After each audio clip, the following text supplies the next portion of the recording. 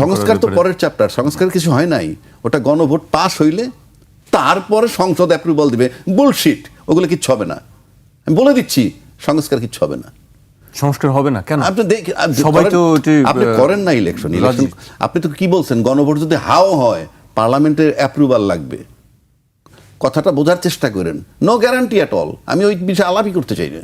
আমরা দেখলাম আনন্দবাজার পত্রিকা একটা শিরোনাম আসছে, শিরোনামটা পড়লেই এনাফ যে কি পরিমাণ আমাকে আন্ডারমাইন করুক বা স্যাটায়ার করুক। লিখছেন, খালেদা পুত্রের সম্বল, দিল্লির বন্ধুত্ব ও মুক্তিযুদ্ধ। তার মানে মুক্তিযুদ্ধ হাতিয়ারটা ব্যবহার করতে হবে, দিল্লির বন্ধুত্ব এনশিওর করতে হবে। কে করবে? খালেদা পুত্র। কেন খালেদা পুত্র নয়? মানে জিয়ার পুত্র নয়, কিংবা সাবেক প্রধানমন্ত্রীর সন্তান নয়, কিংবা বিএনপির এই মুহূর্তের কর্ণধার তারেক রহমান। এই কথা কেন লিখলো না? একটা পত্রিকা লিখছে, এটা দিল্লি সরকারের স্টেটমেন্ট নয়। কিছুদিন আগে দেখলাম পত্রিকা কি বলছে, কলকাতার এক পত্রিকায় ফখরুল ইসলাম আলমগীর সাহেব চ্যালেঞ্জ করছেন যে উনি বলেন নাই। একই চ্যালেঞ্জ এখানে আসে নাই কেন? আমার নেতা, আমি এই দেশে প্রধানমন্ত্রী হিসেবে স্বপ্ন দেখতেছি তারেক রহমান সাহেবই হবেন। তাই সেই নেতাকে যখন একটা পত্রিকা বলে, একটা দায়িত্বশীল লোক, এত বড় একটা পার্টির প্রধান, খালেদা পুত্র মানে কি? আমি আজকেও দাবি করতেছি এই প্রতিবাদ করতে হবে, নয়তো আমরা ধরে নিব যে অন্যরকম আমরা চিন্তা করব আপনারা কারা। এইবার আসেন, এটা আমি এই প্রসঙ্গে আসলো বলে বললাম। এরপর আসেন কি চ্যালেঞ্জ, বিচারের কন্টিনিউশন। প্রতিশ্রুতি দিতে হবে যে ইয়েস, বিচারটা কার? কোনো ব্যক্তির না, স্বৈরাচার ছিল।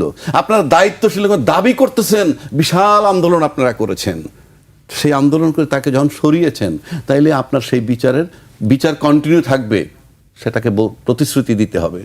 4 নম্বর আসেন, জুলাই চেতনা ধারণকারীদের মূল্যায়ন। যে আমরা তো জুলাই চেতনা ধারণ করি, তা আপনারা যদি ধারণ করেনি, তাইলে জুলাই চেতনা মঞ্চ আলাদা কেন, ইনকিলাব মঞ্চ কেন, এনসিপি দল হইল কেন? আপনাদের সাথেই তো মিশে যেতে পারতো। সময়ের ব্যবধানে অতীতে কি করছেন, এই 5ই আগস্টের পরে, ওগুলো তো আমি যাচ্ছি না। লেটেস্ট যেটা হচ্ছে, আওয়ামী লীগের লোক যোগ দিচ্ছে আপনার দলে। যোগ দেওয়াটাকে আমার অপরাধ না, কিন্তু আওয়ামী লীগ তো অ্যাবসলিউটলি জুলাই চেতনা বিরোধী। সেই লোক যখন আপনার দলের ভিতরে যাতায়াত জায়গা পাচ্ছে, তাহলে আমি কি করে করব যে আপনি জুলাই চেতনা লালন করছেন? আমাদের ঘরে থেকে আমাদের ঘরটা ঠিক রাখতে পারি না। সুতরাং আপনি কেউ যদি বলে যে 16 বছর বাইরে থেকে তার দল সম্পূর্ণ ঠিক আছে, আমি গ্রহণ করব না। যদি থাকতোই, উনি না আসলেও পারতেন। আমি ওই অর্থে বলছি, না আসলেই পারতেন, ওইখানে বেশি ইলেকশন করেন না, হি হ্যাজ দ্য রাইট, কথার কথা বলছি। তো সেই জন্য সুতরাং তাকে আসতেই হবে ঘর গুছাইতে হইলে। আর ঘর গুছানোর প্রশ্ন মানি হইলে কিছু ইনডিসিপ্লিন বিষয় এখানে আছে। আমরা ইতিমধ্যে দেখছি বিএনপির বিভিন্ন দায়িত্বশীল নেতার নানা রকম বক্তব্যে মনে হয় যে তাদের ভিতরে কিছুটা ফ্যাকশন আলাদা আলাদা আছে। উল্লেখ করা খুব জরুরি না, যেমন নমিনেশন চেঞ্জ হচ্ছে ফর এক্সাম্পল। এই যে নমিনেশন এতদিন যাদের কিন্তু তার থেকে যে 10, 12, 25 জন মাইনাস হয়ে যাচ্ছে, তাদের মানসিক অবস্থাটা কি? তারা এটাকে কিভাবে নিবে? ওখানে তৃতীয় ব্যক্তি যদি আসে অন্য দলের, সেটাকে কিভাবে? রাজনৈতিক চ্যালেঞ্জ আসলে এটা তো নিজের দলের চ্যালেঞ্জ বলছি। এইবার আসেন, ওনার চ্যালেঞ্জ 2 ধরনের, before election and after election. আমরা শুনছিলাম বেশ কিছু চ্যালেঞ্জের কথা। তিনি বলছিলেন যে নির্বাচনের পরবর্তী চ্যালেঞ্জের কথাই তিনি, পরবর্তী এবং আগের কথাই তিনি বলছিলেন। মোস্তফা কামাল, আপনার কাছে জানতে চাই আসলে নির্বাচনের আগের রাজনৈতিক চ্যালেঞ্জগুলো আসলে তার জন্য কি অপেক্ষা করছে? ধন্যবাদ আপনাকে আর আমার বন্ধুবর আলোচক কামাল ভাই, আমি তারে খুব ভালোবাসি, আর আপনার দর্শক শ্রোতা যারা আছেন। আসলে তারেক জিয়া সাহেব দীর্ঘ 17 বছর 16 বছর অ্যাবসোলিউটলি দেশের বাইরে ছিলেন। এক টেলিফোনিক কন্ট্যাক্ট, সোশ্যাল মিডিয়ার কন্ট্যাক্ট, ভার্চুয়াল মিটিং, এছাড়া কোনো ফরমেশন, কোনো যোগাযোগের মাধ্যম তার জন্য ছিল না। ফিজিক্যালি গিয়ে দেখা করা, they are very few in number. মানে এত বড় একটা দলের হার্ডলি আমার কাছে মনে হয় ঢাকা থেকে গিয়ে দেখা করা, আমি 17 বছরে কয়জন করছে আমি ঠিক জানি না, 2,500-1000 করতে পারে, সেটিও কম, সেটিও সীমিত। আর দ্বিতীয় কথা হচ্ছে যে আমরা আমাদের ঘরে থেকে আমাদের ঘরটা ঠিক রাখতে পারি না। সুতরাং আপনি কেউ যদি বলে যে 16 বছর বাইরে থেকে তার দল সম্পূর্ণ ঠিক আছে, আমি গ্রহণ করব না।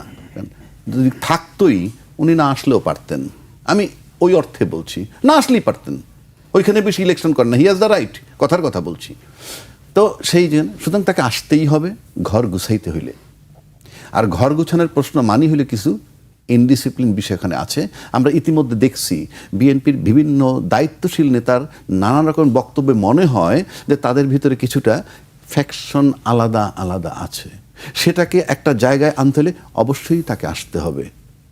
তার আসা উচিত ছিল বহু আগে, সেই বিতর্কে আমি যাচ্ছি না। বিএনপি নেতাদের মধ্যে ফ্র্যাকশন দেখছেন আপনি? আমরা বক্তব্যে ফ্র্যাকশন দেখছি, এক এক রকমের কথা। সেটি একটু উল্লেখ করবেন কি? উল্লেখ করা খুব জরুরি না। যেমন নমিনেশন চেঞ্জ হচ্ছে, ফর এক্সাম্পল এই যে নমিনেশন এতদিন যাদের কিন্তু তার থেকে যে 10, 12, 25 জন মাইনাস হয়ে যাচ্ছে, তাদের মানসিক অবস্থাটা কি? তারা এটাকে কিভাবে নিবে?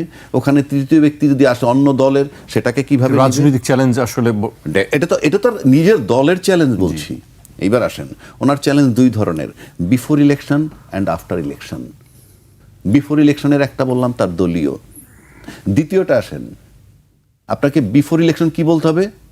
প্রতিশ্রুতি দিবেন 15 বছরের যন্ত্রণার পর কি বার্তা আপনি দিবেন এসে দেশবাসীকে, যে আমরা তোমার 15 বছরের যে ব্যথা যন্ত্রণা লাঘব করব। কি? আয়নাগর হবে না, চ্যালেঞ্জ করতে হবে। বিনা বিচারে হত্যা হবে না, চ্যালেঞ্জ করতে হবে। সংস্কার যেগুলো করেছে সেগুলোর ব্যাপারে বাস্তবায়ন। সংস্কার তো পরের চ্যাপ্টার, সংস্কার কিছু হয় নাই। ওটা গণভোট পাস হইলে তারপরে সংসদ অ্যাপ্রুভাল দিবে। বুলশিট, ওগুলো কিচ্ছু হবে না, আমি বলে দিচ্ছি। সংস্কার কিচ্ছু হবে না, সংস্কার হবে না। কেন? আপনি সবাই তো আপনি করেন না ইলেকশন। আপনি তো কি বলছেন, গণভোট যদি হাও হয় পার্লামেন্টের অ্যাপ্রুভাল লাগবে। কথাটা বোঝার চেষ্টা করেন।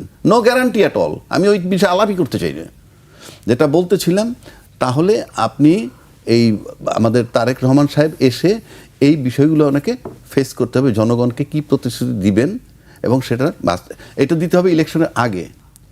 কর্মসংস্থানের কথা বলছেন, এগুলো কিন্তু ক্ষমতায় যাওয়ার পর আবার এক্সিকিউট করতে হবে।